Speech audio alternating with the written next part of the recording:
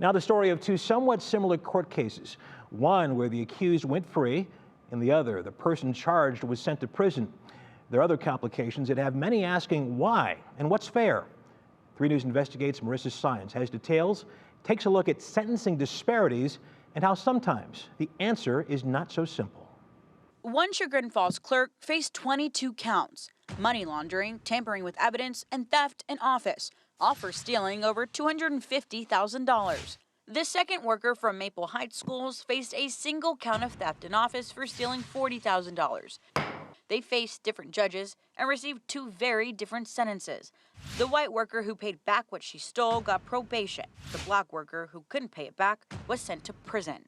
People really just trying to figure out how it was possible that these 2 very similar cases could be handled in such a different way. For many, it was perception colliding with reality. But retired Cleveland judge Ron Adrine says the public can't know if that snapshot of justice is reality or merely the mindsets of 2 judges.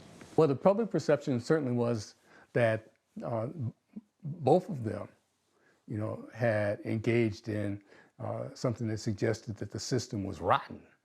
Okay, and you can understand when you put those cases side by side. That moment doesn't tell a complete story. That's because in Ohio, we don't have any statistical data to separate perception from reality. It's something Adrine and others have been campaigning for over 20 years. The one thing that we know without fear of contradiction is that if you don't have information, then there's no way for you to know where you've been. Back in the 1990s, Adrine chaired the Ohio Commission on Racial Fairness, which uncovered disparities in courtrooms for blacks and whites. Okay, Mr. Freeman, this is your own. They urged Ohio to use data to better understand why. As it relates to that, not much. 2 decades later, the data remained bare. It took a national reckoning forged by the George Floyd murder by Minneapolis police to spark renewed demand. Ohio Supreme Court Chief Justice Maureen O'Connor spearheaded the move and told 3 News the timing is right. This fall, a pilot project with the Supreme Court and the University of Cincinnati is creating the most comprehensive sentencing database in the U.S. Data comes from a handful of courts around Ohio, including Cuyahoga, Summit, and Lake counties.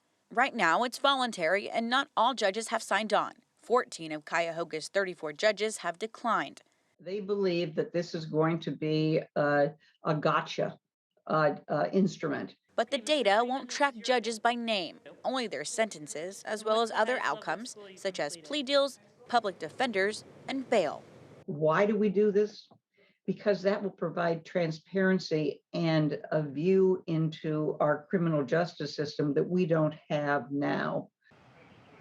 We reached out to the Cuyahoga County judges who have declined to take part in the pilot program. We also tried to speak with the 2 judges who sentenced both women. They all refused. Now, Administrative Judge Brendan Sheehan released only a statement saying the commission never intended for all county judges to participate, and that, quote, "we look forward to moving forward in the process," end quote. Russ. Okay, Marissa Science in the newsroom. Thank you.